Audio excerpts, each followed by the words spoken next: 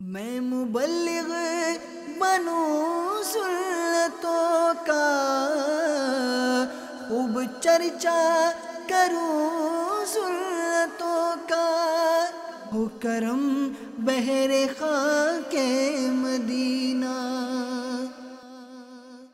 الحمد للہ رب العالمین، والصلاة والسلام على سید المرسلین،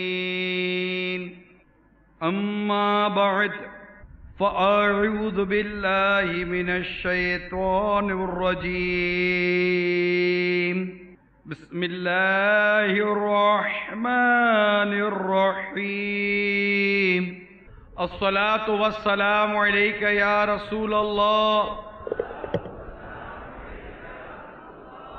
وعلى آلك وصحابك يا حبيب الله،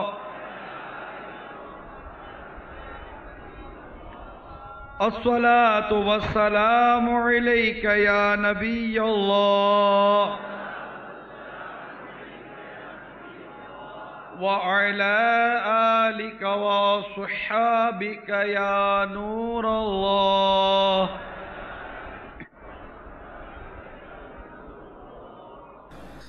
نبی رحمت شفیع امت صلی اللہ تعالی علیہ وآلہ وسلم پر درود و سلام پڑھنے کے بے شمار فضائل ہیں، جن میں سے ایک فضیلت یہ بھی ہے کہ آقا مدینہ راحت قلب و سینہ فیض گنجینہ صاحب معطر پسینہ باعث نزول سکینہ صلی اللہ تعالی علیہ وآلہ وسلم نے ارشاد فرمایا، جس نے دن اور رات میں میری طرف شوق و محبت کی وجہ سے تین مرتبہ درود پاک پڑھا، اللہ تعالی پر حق ہے کہ وہ اس کے اس دن اور اس رات کے گناہ بخش دے۔ صلو علی الحبیب صلی اللہ تعالی علی محمد۔ حضرت عیسیٰ روح اللہ علیہ نبینا علیہ السلام ایک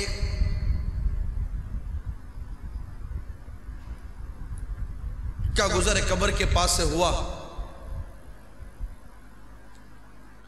آپ نے ملاحظہ فرمایا کہ صاحب قبر پر عذاب نازل ہو رہا ہے۔ پھر کچھ وقفے کے بعد گزرے تو ملاحظہ فرمایا کہ وہ شخص جس پر عذاب نازل ہو رہا تھا اس کی قبر میں نور ہی نور ہے، اور وہاں رحمت الہی عز و جل کی بارش ہو رہی ہے۔ حضرت سیدنا عیسیٰ روح اللہ علی نبینا وعلیہ السلام بہت حیران ہوئے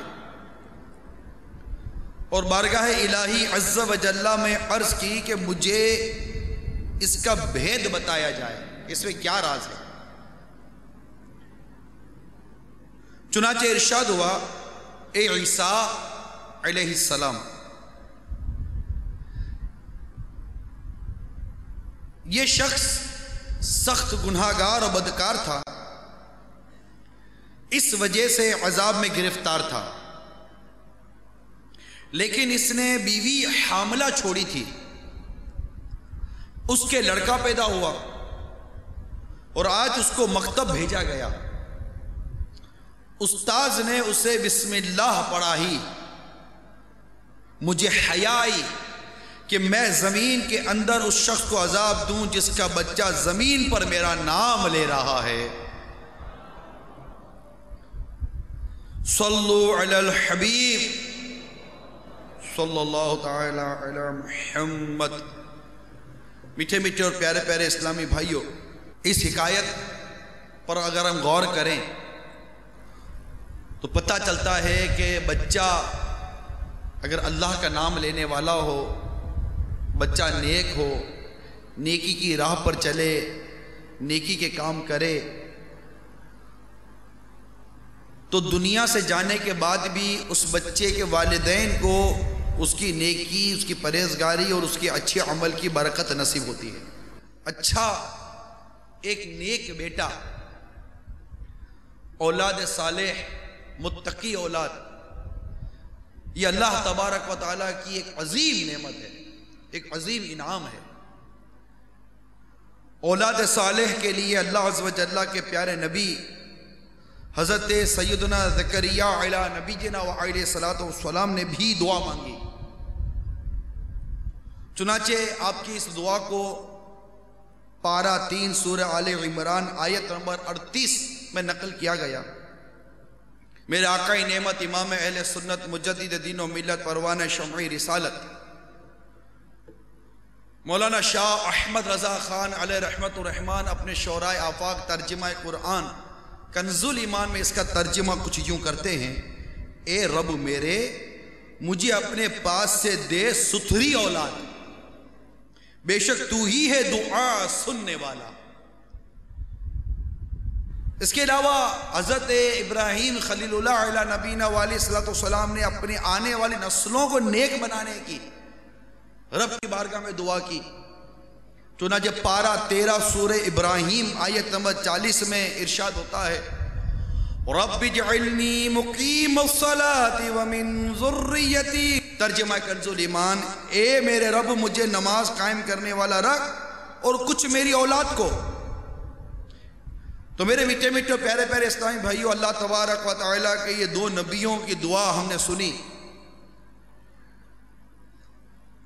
اللہ کی بارگاہ میں دعا ہے کہ اللہ تبارک و تعالیٰ ہم سب کو ایسی اولاد عطا فرمائے جو نیک ہو، متقی ہو، پرہیزگار ہو، سچی پکی عاشق رسول ہو، اعلیٰ حضرت امام اہل سنت کی ماننے والی ہو، ان کے مسلک پر چلنے والی ہو، دعوت اسلامی کی مبلغ ہو، اور ایسی نیک اولاد ہو جو ہمارا ہاتھ پکڑ کر ہمیں جنت میں لے جائے۔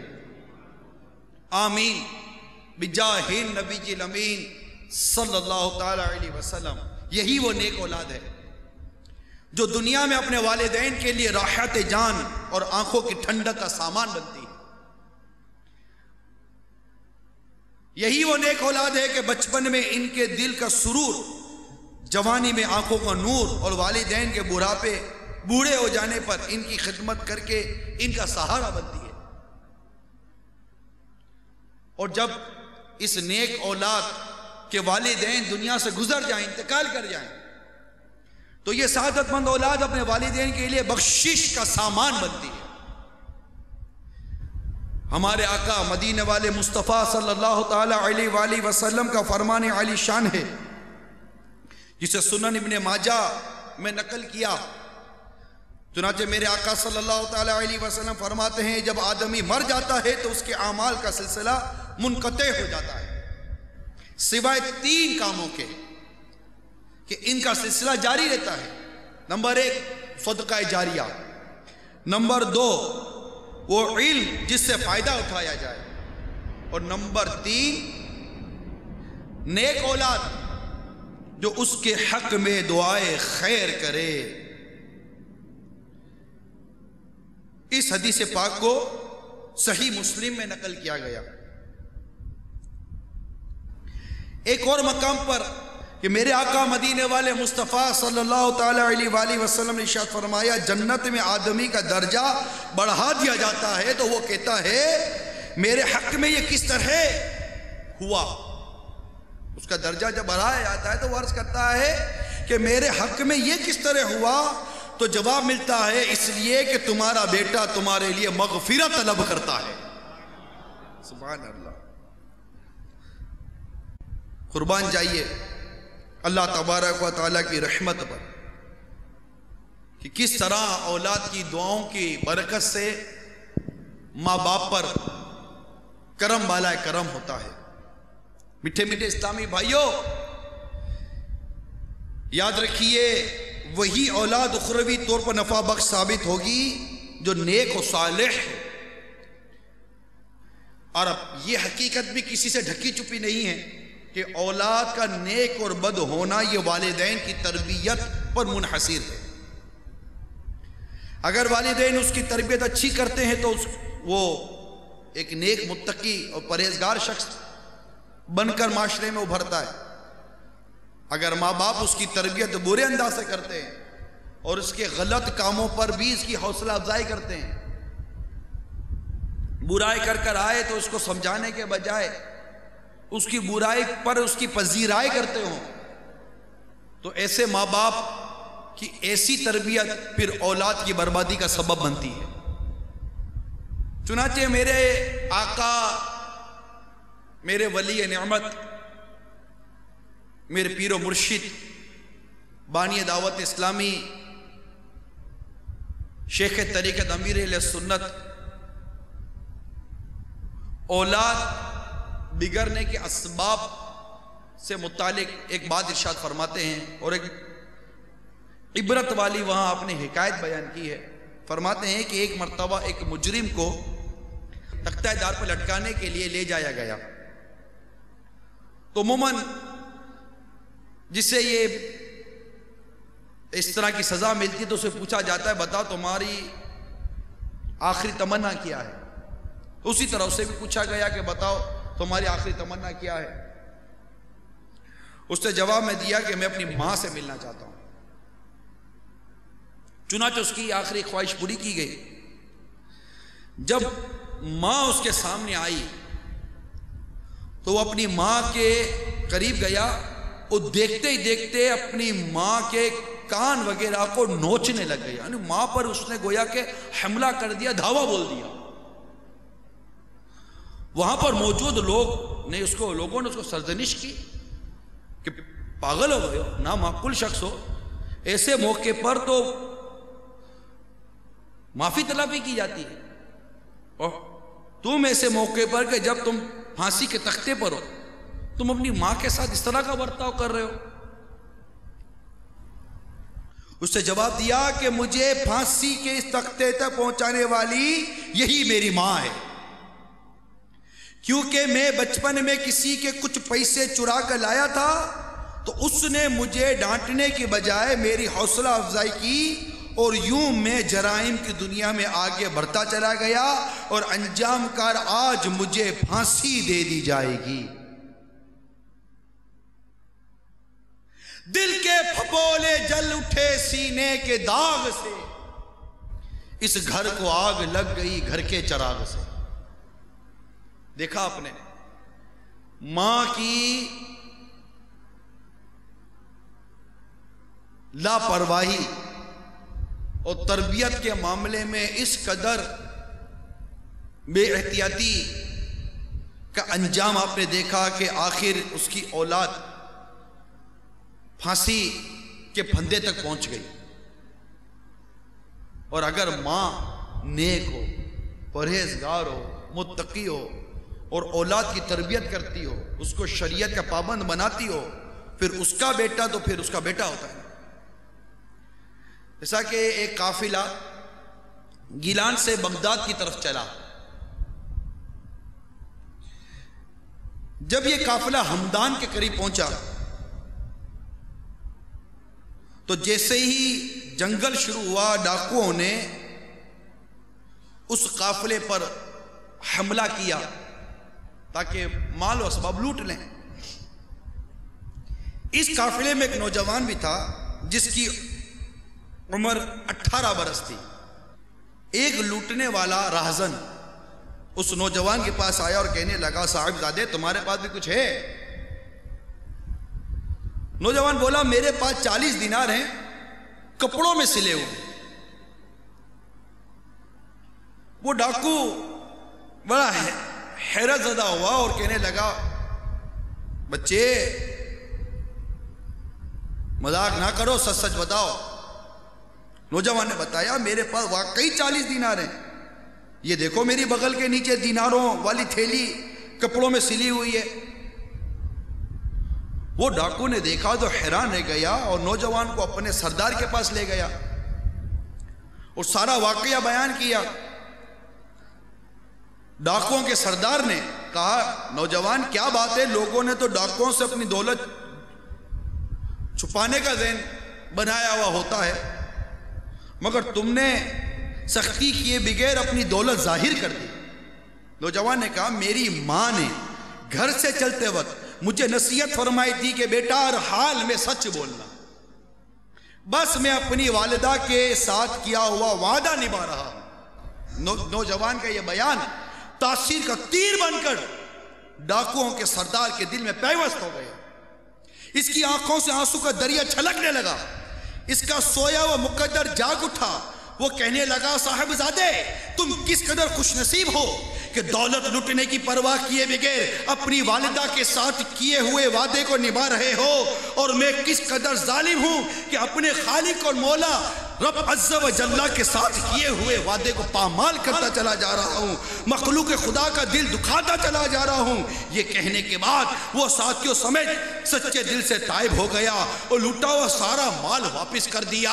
اے میرے میٹھے میٹھے اسلامی بھائیوں، اے مجھے سننے والوں، آپ کے اندر ایک یہ تشویش پیدا ہو رہی ہوگی، آخر یہ 18 سالہ نوجوان کہ کون نوجوان ہے جس نے اپنے ماں سے کیے ہوئے وعدے کو سچا کر دکھایا، اور جس کی نیکی کی دعوت، جس کی سچائی نے ڈاکوؤں کو ڈاکہ ڈالنے سے توبہ کرنے پر مجبور کر دیا۔ سنو، یہ نوجوان، یہ 18 سالہ نوجوان جو ماں کی تربیت کا شاہکار نظر آیا، یہ نوجوان میرے غوث پاک رضی اللہ تعالی عنہ۔ پتہ چلا کہ ماں باپ کی نیکی، ماں باپ کی پرہیزگاری کا اثر اولاد پر پڑتا ہے۔ میرے آقا مدینے والے مصطفیٰ صلی اللہ تعالیٰ علیہ وآلہ وسلم کا فرمان عالی شان کا خلاصہ میں عرض کر رہا ہوں، اس کا مفہوم عرض کر رہا ہوں کہ نبی رحمت شفیع امت صلی اللہ تعالیٰ علیہ وآلہ وسلم ارشاد فرماتے ہیں کہ بچہ جب پیدا ہوتا ہے تو فطرت اسلام پر پیدا ہوتا ہے، مسلمان پیدا ہوتا ہے۔ اس کے ماں باپ اسے یہودی بناتے ہیں، اس کے ماں باپ اسے نصرانی بناتے ہیں، یعنی ماں باپ کی تربیت پر بچہ پروان چڑھتا ہے۔ غور کیجئے اس رب کریم کا، ہمارے مالک و مولا کا ہم پر کس قدر یہ کروڑوں احسان ہے کہ اس رب کریم نے ہم کو ایک ایسے گھر میں پیدا کیا کہ ہمارے ماں باپ مسلمان ہیں۔ ہمیں ایک ایسے ماں باپ کی صحبت عطا کی میرے رب کریم نے جو نبی پاک صلی اللہ تعالیٰ علیہ وسلم سے عشق و محبت کرتے ہیں۔ ہمیں ایسے ماں باپ عطا ہوئے جو تمام صحابہ کرام سے عشق و محبت کرتے ہیں۔ ہمیں ایسے ماں باپ عطا ہوئے جو تمام اولیاء کرام سے عشق و محبت کرتے ہیں۔ ہمیں ایسے ماں باپ عطا ہوئے جنہوں نے ہمیں دعوت اسلامی کا یہ مدنی ماحول اختیار کرنے پر اجازت عطا فرما دی۔ میٹھے میٹھے اسلامی بھائیوں، موجودہ حالات میں اخلاق کی قدروں کی پامالی یاد رکھیے کسی سے ڈھکی چھپی نہیں ہے، سب کے سامنے۔ نیکیاں کرنا بے حد دشوار اور ارتکاب گناہ بہت آسان ہو چکا ہے۔ مسجدوں کی ویرانی اور سینما گھروں و ڈرامہ تھیٹروں کی رونق دین کا درد رکھنے والوں کو آٹھ آنسو رلاتی ہے۔ TV, VCR, dish antenna, internet اور کیبل کا غلط استعمال کرنے والوں نے اپنی آنکھوں سے حیا دھو ڈالی۔ تکمیل ضروریات اور حصول سہولیات کی جد و جہد نے انسان کو فکر آخرت سے یکسر غافل کر دیا ہے۔ یہی وجہ ہے کہ دنیاوی شان و شوکت اور ظاہری آن بان مسلمانوں کے دلوں کو اپنا گرویدہ بنا چکی ہے، مگر افسوس اپنی قبر کو گلزار جنت بنانے کی تمنا دلوں میں گھر نہیں کرتی۔ ان نامساعد حالات کا ایک بہت بڑا سبب والدین کا اپنی اولاد کی درست اسلام کی تعلیمات کے مطابق تربیت نہ کرنا ہے۔ اب نتیجہ آپ کے سامنے، فرد سے معاشرہ، فرد سے قوم، قوم سے معاشرہ بنتی ہے۔ آج اس معاشرے کی زبو حالی کا رونا شاید ہی کوئی نہ روتا ہو، سارے اس طرح کے آپس کی گفتگو کرتے رہتے ہیں، جناب حالات ایسے ہو گئے، حالات ایسے ہو گئے، جرائم یوں بڑھ گئے تو مجرم بھی بڑھتے چلے جا رہے ہیں، تو بے حیائی بڑھتی جا رہی ہے۔ آپ کی گفتگو اپنی جگہ پر ہے، مگر ایک گفتگو کرنے والوں ذرا کبھی غور کیا آپ نے کہ آخر آج آپ کی گفتگو کا نتیجہ کیا؟ آپ حالات کے برے ہونے پر افسوس تو کر رہے ہیں، مگر یہ حالات کے درست ہونے کی آپ نے کوشش کیا کی؟ کیا آپ کو پتہ نہیں کہ ایک دن آپ بھی دنیا سے چلے جائیں گے، آج آپ کی اولاد جو 8 سال کی، 10 سال کی، 12 سال کی، 15 سال کی ہے، یہ کل بڑی ہوگی. یہی ایک نوجوان، ایک جوان، کل اس نے شادی کرنی ہے، کل اس نے اپنی اولاد کی تربیت کرنی ہے، پھر اس کی اولاد میں بڑا ہونا ہے، کل اس نے باپ بننا ہے، کل اس نے استاذ بننا ہے، کل اس نے معاشرے کا کوئی نہ کوئی فرد کسی نہ کسی مقام پر اس نے آنا ضرور ہے. غور کیجئے کہ جب غیر تربیتی یافتہ، اور غیر تربیتی یافتہ سے میرے مراد اسلامی تربیت ہے. ہم جس تربیت کو تربیت کہتے ہیں، معذرت کے ساتھ، یہ تربیت اسلام کو مطلوب نہیں ہے جو ہم جس کو تربیت کہتے ہیں. ہماری تربیت فلم دکھانا ہے، ہماری تربیت ٹی وی کے سامنے بٹھانا ہے، ہماری تربیت صرف کالج اور یونیورسٹی کے اندر اپنے بچے کو بھیج کر اسے ماسٹرز کی ڈگری دلوا دینا ہے، اسے چارٹرڈ اکاؤنٹنٹ بنا دینا ہے، اسے MBA کروا دینا ہے، اسے BBA کروا دینا ہے، اس سے کوئی نہ کوئی ویل کوالیفائڈ پرسنالٹی بنا کر ایک معاشرے کے اندر ایک ابھار دینا ہے کہ بس یہ میرا بیٹا ہے، یہ میرا بچہ ہے، خلاص. اور ہم سمجھتے صرف یہی تربیت ہے. نہیں، غلط فہمی ہے، ایسی کوئی بات نہیں ہے. جہاں اسلام نے ماں باپ کے لیے اولاد کی تربیت کو بیان کیا، وہاں اس کی دینی تربیت مراد ہے، اسلامی تربیت مراد ہے. آپ نے اپنے بچے کی تربیت کی کہ آپ کا بچہ صبح کو اٹھ کر ایک انگلش اخبار لے کر پڑھ لیتا ہے، آپ کو اچھا تو ضرور لگتا ہے، لیکن آپ کا یہی بیٹا قرآن مجید کھول کر نہیں پڑھ سکتا. آپ کے ماتھے پر شکن کیوں نہیں آئی؟ غور کرے بندہ. آپ کا بچہ اسکول نہیں گیا، آپ نے اٹھ کر اسے ڈانٹا. آپ کا بچہ ٹیوشن نہیں گیا، آپ نے اٹھ کر اسے ڈانٹا. دفتر سے آ کر آپ نے اس کے بارے میں پرسش کی، آج اسکول کیوں نہیں گئے؟ فیس حرام کی ہے میری، پیسے کے حرام کے میں دیتا ہوں کہ تم اسکول نہیں جاتے ہو، ٹیوشن کی فیس میری حرام کی ہے کہ تم ٹیوشن نہیں جاتے ہو، کیوں برباد کرتے ہو میری رقم کو، کیوں برباد کرتے ہو میری محنت کو؟ آج آپ نے اپنے بیٹے کو ٹیوشن نہ جانے اور اسکول نہ جانے پر کچھ سرزنش تو کی، مگر اے والد ذرا یہ بات بھی تو بتا دے کہ آج آپ کے بیٹے نے فجر کی نماز نہیں پڑھی، آپ کو تکلیف کیوں نہیں ہوئی؟ آج آپ کا بیٹا ظہر کی نماز میں نہیں گیا، آپ کو تکلیف کیوں نہیں ہوئی؟ آج آپ کے بیٹے نے جھوٹ بولا، آپ کو تکلیف کیوں نہیں ہوئی؟ آج آپ کے بیٹے نے کسی کے ساتھ زیادتی کی، آپ کو تکلیف کیوں نہیں ہوئی؟ آج آپ کے بیٹے نے کسی کو دھوکہ دے کر آپ کی تجوری کے اندر لاکھوں روپے بڑھا دیے، مگر اس کو دھوکہ دینے پر آپ کو تکلیف کیوں نہیں ہوئی؟ یہ کیسی تربیت ہے؟ یہ کیسا تربیت کا نظام ہے؟ یہ کیسا طریقہ کار ہے؟ اس پر بھی پھر یہ کرنا کہ جناب معاشرہ بدحالی کی طرف جا رہا ہے، تو اس بدحالی کی طرف معاشرے کو لے جانے میں کردار کس کا؟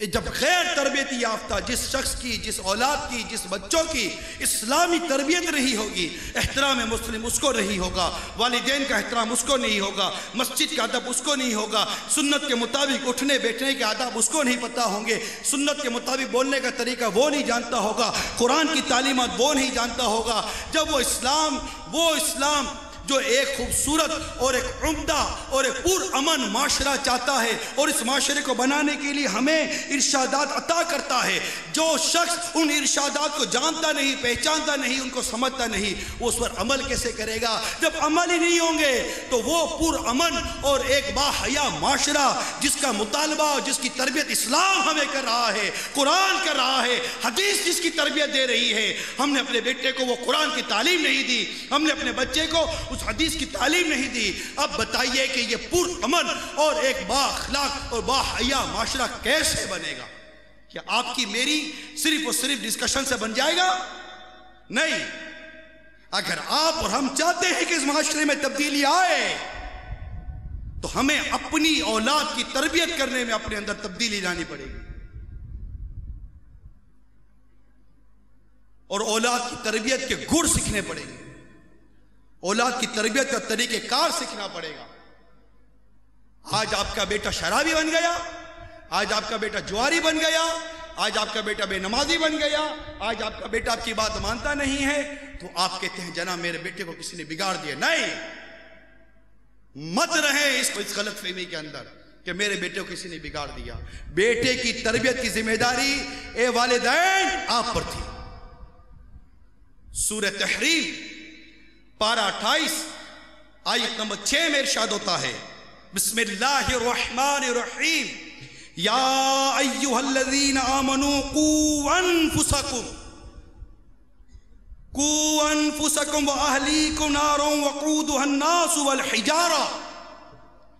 ترجمہ کنز الایمان، اے ایمان والو اپنی جانوں اور اپنے گھر والوں کو آگ سے بچاؤ جس کے ایندھن آدمی اور پتھر ہے۔ اس آیت کا یہ حصہ میں نے پڑھا اور اس کا ترجمے کا حصہ میں نے آپ کو پڑھ کر سنایا۔ ذرا غور کیجئے، اللہ تبارک و تعالیٰ نے ہمیں اولاد عطا کی۔ یہ اولاد چاہے وہ بیٹی کی صورت میں ہو یا بیٹی کی صورت میں ہو، ہمارے پاس جو موجود ہے وہ رب نے عطا کیا۔ یہ اللہ کا بندہ یا اللہ کی بندی ہے۔ ہمیں رب تعالیٰ نے اولاد کی تربیت کرنے کا طریقہ ارشاد فرمایا۔ ہمیں اللہ تبارک و تعالیٰ نے اولاد کو کیسا بنانا ہے، اسے کیسی زندگی گزارنے کی طرف لے کے جانا ہے۔ اللہ تعالیٰ نے ہمیں قرآن پاک میں بتا دیا، لَقَدْ كَانَ لَكُمْ فِي رَسُولِ اللَّهِ أُسْوَةٌ حَسَنَةٌ۔ اس کے علاوہ میرے آقا صلی اللہ تعالیٰ علیہ وسلم نے اولاد کی تربیت کے بارے میں ہماری تربیت فرمائی۔ جو آج ہمارا بیٹا ہمارے ہاتھ میں ہے، ہماری بیٹی ہمارے پاس ہے، یہ اللہ کا بندہ، اللہ کی بندی، میرے آقا صلی اللہ تعالیٰ وسلم کا امتی ہے، اور ہمیں بتایا گیا کہ ایسی تربیت کرنی ہے۔ ہم نے ایسی تربیت نہیں کی، بتائیے یہ درست ہے؟ ہم نے اس کی تربیت اپنی سوچ کے مطابق کی۔ ہم نے خود کو سامنے رکھا کہ میرا بیٹا میرے لے کیا، ارے یہ ہمارا مال نہیں ہے۔ جب دنیا سے آپ کا بیٹا چلا جاتا ہے تو آپ کون سی آیت پڑھتے ہیں؟ وہ کیا ہے جو آپ تلاوت کرتے ہیں؟ اِنَّا لِلَّهِ وَإِنَّا إِلَيْهِ رَاجِعُونَ۔ اللہ کی چیز سے اللہ کی طرف لوٹ گئے، اللہ کا مال تھا اللہ کی طرف چلا گیا، یہ ہمارا تھا کب؟ اس سے ہم نے اس انداز سے کیوں پالا، اس کی پرورش ہم نے اس انداز سے کیوں کی کہ یہ آج میرے بڑھاپے کا سہارا بنے، اگرچہ گناہگار بنے۔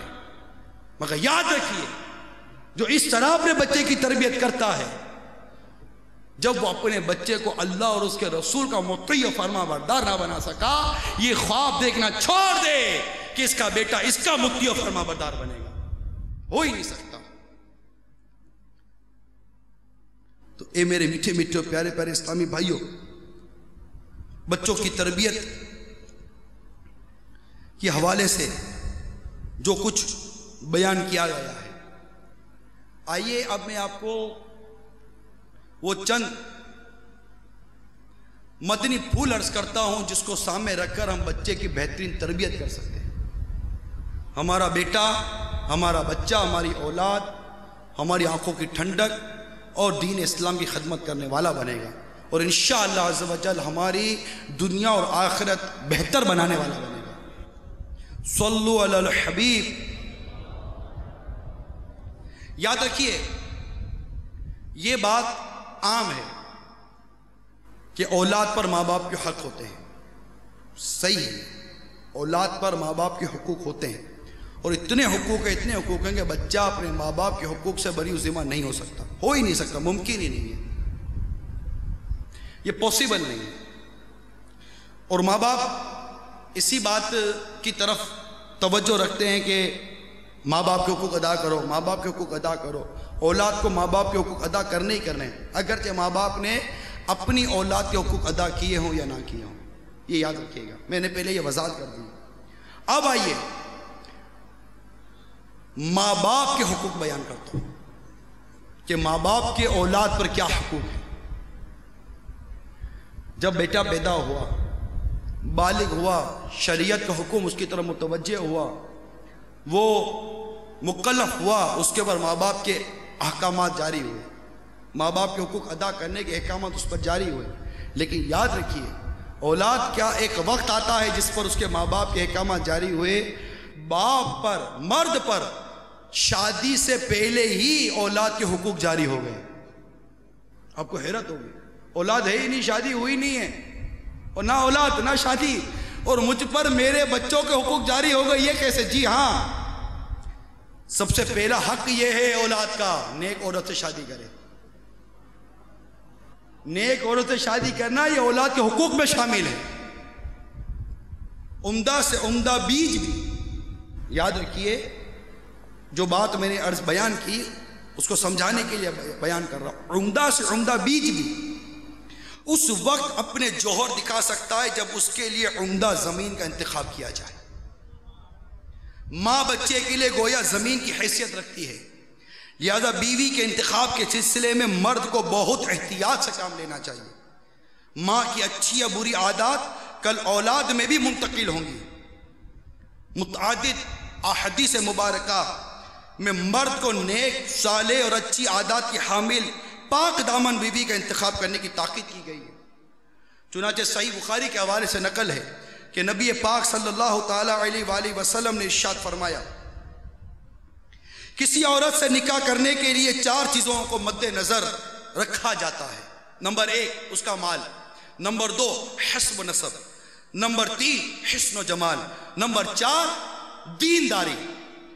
پھر میرے آقا نے فرمایا تمہارا ہاتھ خاک آلود ہو، تم دیندار عورت کے حصول کی کوشش کرو۔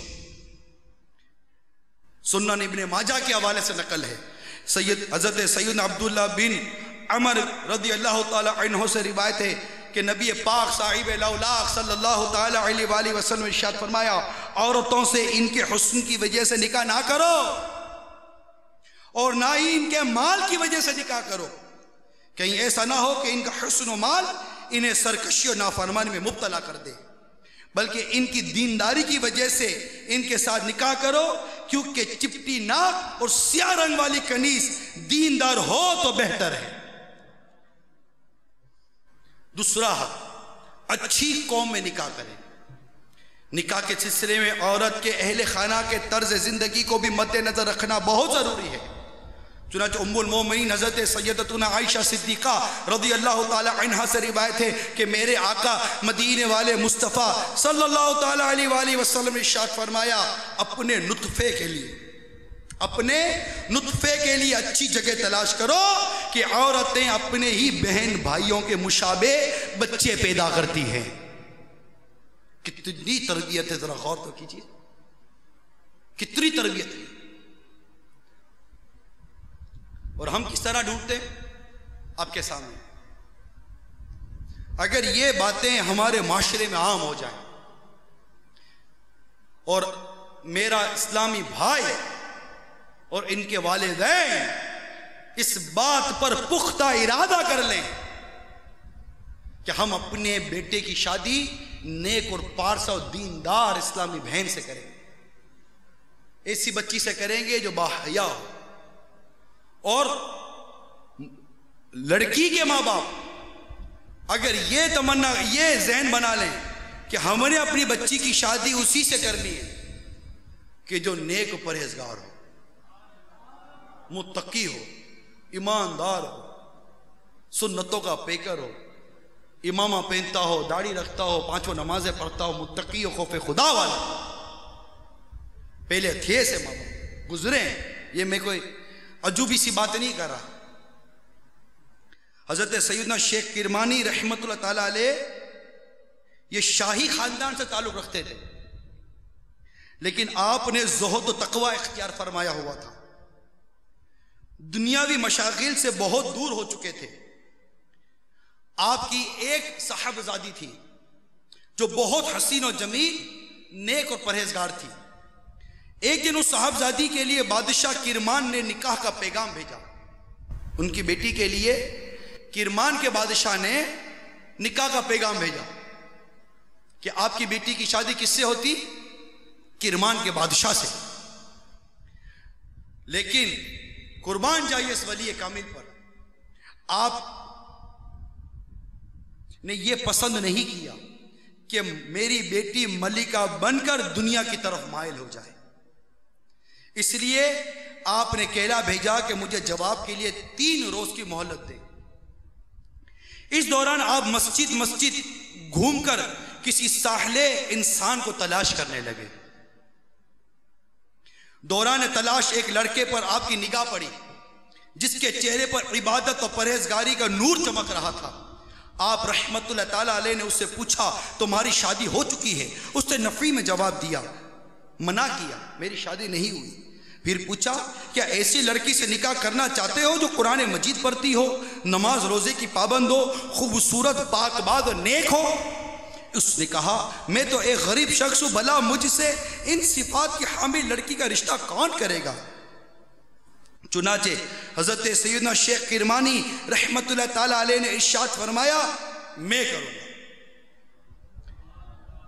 یہ دراہم لو، وہاں کی جو کرنسی تھی، وہاں کی جو رقم تھی، 1 درہم کی روٹی، 1 درہم کا سالن اور 1 درہم کی خوشبو خرید لاؤ۔ نوجوان وہ چیزیں لے آیا۔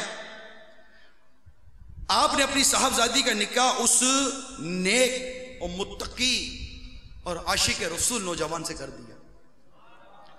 صاحبزادی جب رخصت ہو کر شوہر کے گھر آئی تو اس نے دیکھا کہ گھر میں پانی کی ایک سوراخی کے سوا کچھ نہیں۔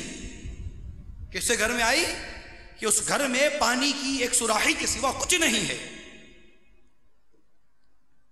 اور اس سوراخی کی ایک روٹی، اس سوراخی پر ایک روٹی رکھی ہوئی ہے۔ اس نئی نویلی دلہن نے اپنے شوہر سے پوچھا یہ روٹی کیسی ہے؟ شوہر نے جواب دیا یہ کل کی باسی روٹی ہے، میں نے افطار کے لیے رکھ لی ہے۔ ہائے! یہ سن کر وہ نئی نویلی نیک پرہیزگار ایک ولی کامل کی بیٹی کہنے لگی مجھے میرے گھر چھوڑ آئیے، میں گھر جانا چاہتی ہوں۔ نوجوان نے کہا مجھے تو پہلے ہی اندیشہ تھا کہ شیخ کرمانی کی دختر مجھ جیسے غریب انسان کے ساتھ کیسے گزارا کرے گی، ایسی مطلب میرے ساتھ کیسے رہے گی، میں کیسا غریب آدمی ہوں۔ لڑکی نے پلٹ کر کہا معاف کیجیے گا، میں آپ کی مفلسی کے باعث اپنے باپ پہ کر لوٹ کے نہیں جا رہی، بلکہ اس لیے لوٹ کے جا رہی ہوں کہ مجھے آپ کا توکل کم نظر آ رہا ہے۔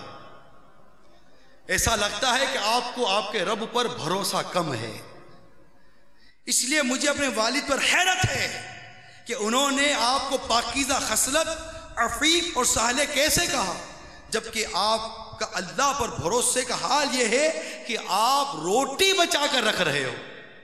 اللہ اکبر!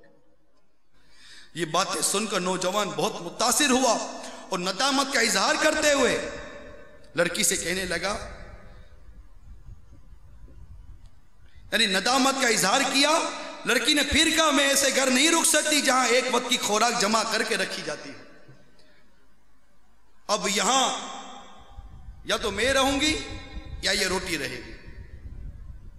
یہ سن کر نوجوان فوراً باہر نکلا اور روٹی خیرات کر دی۔ کیا خیال ہے آپ کا؟ ہمارا تو یہ ہے نا کہ لڑکا کماتا کتنا ہے، ہمیں یہ پوچھنا ہے لڑکا کماتا کتنا ہے، ہم نے یہ نہیں پوچھنا کہ لڑکا کہاں سے کماتا ہے، یہ بھی نہیں پوچھنا، پوچھیں گے تو پھنس جائیں گے۔ چھوٹی موٹی بیچارے کی نوکری ہوئی 3-4-5 ہزار کا ہوا تو اس کا نکاح بڑی مشکل سے ہوگا، بھلے نیک ہو، پرہیزگار ہو، متقی ہو، امام والا، داڑھی والا ہو، اور اگر مدنی قافلوں کا مسافر ہے، 12 ماہ کے قافلوں میں سفر کرتا ہے، 26 ماہ قافلوں میں سفر کرتا ہے، یا اللہ یہ تو 12 ماہ کے قافلے میں چلا جائے گا، میری بیٹی کا کیا بنے گا؟ یہ تو 26 ماہ کے قافلے میں چلا جائے گا، میری بیٹی کا کیا بنے گا؟ ارے آپ کی بیٹی کا کیا بنے گا؟ اگر آپ کی بیٹی کے حقوق ادا کر کے جاتا ہے تو آپ کو نقصان کیا ہے؟ ایسے کئی نوجوان دیکھیں جن کی آمدنیاں دیکھ کر باپ نے اپنی بیٹی کی شادی کر دی، چند دنوں کے بعد وہ نوجوان کلاش ہو جاتے ہیں، وہ نوجوان روزگار سے ہاتھ دھو بیٹھتے ہیں، اور چند دنوں کے اندر ان کے گھر میں غربت آ جاتی ہے۔ پھر وہی نوجوان باہر کے ویزے لگاتا ہے کہ میں باہر جا کر کماؤں گا، پھر یہی بیوی جو مدنی قافلوں میں تو سفر کی اجازت نہیں دیتی لیکن نوٹے کمانے کے لیے تو منتیں کرتی ہے کہ جائیے اور جا کر ڈالر، پاؤنڈ اور ریال کما کر بھیجیے تاکہ ہمارے بچوں کو گزارو۔ سسر کو کوئی اعتراض نہیں، ساس کو کوئی اعتراض نہیں، ماں باپ کو کوئی اعتراض نہیں کہ اگر بچہ دنیا کے کسی کونے میں جا کر نوٹے کماتا ہو، کوئی اس کو کہنے والا نہیں ارے اپنے بچوں کی دوائی کا بھی لحاظ کیا، اپنے بچوں کی دوائی کی فکر کی، کبھی بیوی کی فکر کی، کبھی گھر کے بارے میں سوچا، اسے کوئی کہنے والا نہیں ہے۔ کیوں؟ کہ وہ نوٹے کمانے کے لیے گیا ہے، وہ دولت کمانے کے لیے گیا ہے، وہ اپنی دنیاوی عیش و عشرت کا سامان جمع کرنے کے لیے گیا ہے۔ مگر اسی طرح کوئی نوجوان اپنی آخرت بنانے کے لیے، اپنی دنیا کو اللہ اور اس کے رسول کی رضا کے لیے، اپنی دنیاوی زندگی کو گزارنے کے لیے اگر امامہ سجا لے، داڑھی سجا لے، مدنی قافلوں کا مسافر بن جائے، مدنی انعامات کا عامل بن جائے، نرم نرم گدیلے کو چھوڑ کر چٹائی پر سونے والا بن جائے اور اس طرح اپنے اندر سنتوں بھری زندگی کو اجاگر کرنے کی کوشش کرے تو تشویش پیدا ہو جاتی ہے کہ آئے ہمارا کیا بنے گا. لا حول ولا قوت الا باللہ العلی العظیم. جب ہماری سوچ یہ بن گئی تو پھر اس معاشرے کی اصلاح کے بارے میں ہم کیوں سوچتے ہیں؟ یہ کیسی سوچ ہے جو صرف سوچتی ہے؟ یہ کیسا جذبہ ہے جو صرف کرتا ہے لیکن کرنے کے لیے اس کے اندر کوئی طاقت و قوت نہیں؟ یہ کیسا فرد ہے جو معاشرے کی بدلنے کی تو باتیں کرتا ہے لیکن خود کو بدلنے کے لیے تیار نہیں ہے؟ ارے جب خود کو نہیں بدل سکتے، اپنے آپ ذاتی جذبات کو نہیں کچل سکتے، اپنی نفس سے مقابلہ نہیں کر سکتے، ارے کسی قوم سے اور اس طرح کے معاملات سے کوئی کیا مقابلہ کرے گا؟ جو اپنی خواہشات کو نہیں کچل سکتا وہ کسی قوم سے کیا مقابلہ کرے گا؟ چھوڑ دیئے یہ باتیں، خود اپنے اندر غور کریں کہ ہمارے اندر کیا کیا خامیاں، کیا کیا برائیاں چھپی ہوئی ہیں. اور میں اسی حوالے سے انتہائی بنیاد سے بات کرنے کی کوشش کر رہا ہوں کہ سب سے بنیاد آپ کی اولاد ہے، ہماری اولاد ہے. جب یہ سنتوں کے مطابق پروان چڑھے گی انشاءاللہ عز و جل، دیکھیے اس کے اندر کیسا مدنی رنگ آئے گا اور یہ نوجوان آگے بڑھ کر کیسا ہمارے معاشرے کو سنتوں کا گھیوارہ بنا دے گا. اب کوشش تو کریں، اب آگے تو بڑھیں، اپنے اندر اس طرح کا جذبہ پیدا تو کریں. اولاد کی تربیت کی طرف بالکل توجہ نہیں. ماں باپ نے اپنے بچوں کو ایسے بے حیائی کے حالات گھر میں دے دیے. کیوں اپنے بچوں کی جوانی، کیوں اپنے بچوں کی عمریں، کیوں اپنے بچوں کی دنیا اور آخرت سے کھیل رہے ہیں آپ؟ نہیں چاہیے ہم کو ایسی چیز جو ہمارے بچوں کی جوانی، ہمارے بچوں کی عمروں کو، ہمارے بچوں کی دنیا اور آخرت کو برباد کرے. ارے آپ تو شفیق باپ ہیں، آپ تو شفیق ماں ہیں. آپ کا بچہ چولہے کے پاس جائے تو آپ تڑپ جاتے ہیں، آپ کا بچہ گرم پتیلی کی طرح بڑھے تو آپ دوڑ پڑتے ہیں، آپ کے بچے کو کھانسی ہو تو ڈاکٹر کے پاس جاتے ہو، آپ کا بچہ نزلے کا شکار ہو جائے تو آپ کی نیندیں اڑ جاتی ہیں، اگر آپ کے بچے کو کوئی بیماری ڈاکٹر ڈائیگنوز کر دے تو آپ کی راتوں کی نیندیں اڑ جاتی ہیں. ارے آپ واقعی اپنے بچوں سے محبت کرتے ہو، مگر غور تو کرو، اگر آپ کا یہ طرز عمل آپ کے بچوں کی آنکھوں میں جہنم کی آگ بھرنے کا سبب بنا، آپ کے بچوں کے کانوں میں جہنم کی کیل ٹھکنے کا سبب بنا، آپ کے بچے بغیر توبہ کیے مر گئے، قبر میں عذاب ہوا، جہنم کی آگ کی لپیٹ میں اگر آپ کی اولاد آ گئی، ارے یہ کیسے گوارا کرو گے؟ اے میرے سرپرستوں، اے میرے گھر کے سربراہوں، اے والدین، میری اس بات کو کان کھول کے سنو. خدا را اپنی جان پر، اپنے بچوں کی جان پر، اپنی دنیا اور آخرت کے عملوں پر ترس کھائیے، اپنے بچوں کو گناہوں سے بچائیے، اپنے گھروں کو گناہوں کی آلودگی سے پاک کر دیجئے، اپنے گھروں میں سنتوں کو آنے دیجئے، اپنے گھروں میں نعتوں کو آنے دیجئے، اپنے گھروں میں دعوت اسلامی کے مدنی پیغام کو آنے دیجئے. دیکھیے کس طرح گھر امن و سکون کا گہوارہ بنے گا. بہرحال ماں کو چاہیے نیک اعمال کی کثرت کر کے والدین کی نیکیوں کی برکت اور اولاد کے لیے برکت کا ذریعہ بنے، بہت اثر پڑتا ہے. اللہ تبارک و تعالی ہمیں اپنے بچوں کی شریعت کے مطابق تربیت کرنے کی توفیق عطا فرمائے. یاد رکھیے اس سلسلے میں بالخصوص اپنی اولاد کو رزق حلال ضرور کھلائیے. اور غذا کا، رزق کا ایک اثر ہے. آپ جانتے ہیں کہ دودھ، جو ماں دودھ پلاتی ہے یہ خون سے بنتا ہے، خون غذا سے بنتا ہے، غذا مال سے آتی ہے، ٹھیک ہے. اب جس نے حرام کے مال سے غذا خریدی، حرام کے مال کا راشن لایا، حرام کے مال کا سامان لایا، اب اس کی بیوی جو حرام مال کھاتی ہے اور اس مال کا اثر اس کے خون پر، خون کا اثر دودھ پر، اور دودھ جو بچہ پی رہا ہے اس دودھ کا اثر اس کی اولاد پر. کتنا تسلسل ہے، کبھی غور کیا؟ آپ تو سوچتے ہیں کہ میں اپنے بچے کی بھلائی کے لیے سود لے رہا ہوں کہ میرا بچہ بڑا ہو کر مجھے دعائیں دے گا، میرا بچہ بڑا ہو کر مجھ پر فخر کرے گا. بھول ہے آپ کی، میں صحیح کہہ رہا ہوں، آپ کی بھول ہے. آپ کا بچہ آپ کا کبھی آپ کا نہیں بنے گا، کیونکہ آپ کے بچے کی اگر آپ نے پرورش حرام مال سے کی ہے، آپ کے بچے کے اندر وفا کیسے آئے گی؟ آپ کا بچہ ماں باپ کا مطیع فرما بردار کیسے بنے گا؟ آج بڑے بڑے ماں باپ کو شکایت ہے کہ ہمارا بیٹا ہمارے سامنے آ گیا، ہمارا بیٹا ہمارے لیے بدتمیزی کرتا ہے، ہمارا بیٹا ہمارے ساتھ ایسا، ہمارا بیٹا ہمارے ساتھ ایسا۔ ارے بیٹا ہمارے ساتھ ایسا، بیٹا ہمارے ساتھ ایسا، جب آپ نے بیٹے کی تربیت میں ہی شریعت کو ملحوظ نہیں رکھا، آپ نے بیٹے کی تربیت میں ہی، بیٹے کی پرورش میں ہی آپ نے اسے حرام کے لقمے کھلا دیے، تو اب بیٹے کے ساتھ کیا ہونا ہے؟ تو بیٹے کو حرام کھلانے کے بجائے، سود اور رشوت کھلانے کے بجائے اپنے بیٹے کو حلال کے لقمے کھلائیے، کم کھلائیے مگر کھلائیے، حرام سے بچائیے۔ اگر سود پر آج بھی اگر آپ کا کاروبار یا آپ کے گھر کا ساز و سامان کھڑا ہے، ختم کر دیجیے۔ یہ سود اچھی چیز نہیں ہے، سود حرام اور جہنم میں لے جانے والا کام ہے۔ رشوت اچھی چیز نہیں ہے، رشوت حرام ہے۔ میں تو اسلامی بہنوں سے فریاد کروں گا کہ دیکھیے حضرت سیدنا کرمانی علیہ رحمہ کی بیٹی، وہ اس غریب شوہر کے ساتھ رہ رہی ہے، لیکن صرف توکل میں اس کو شک نظر آیا اور شوہر کا گھر چھوڑ کر جا رہی ہے۔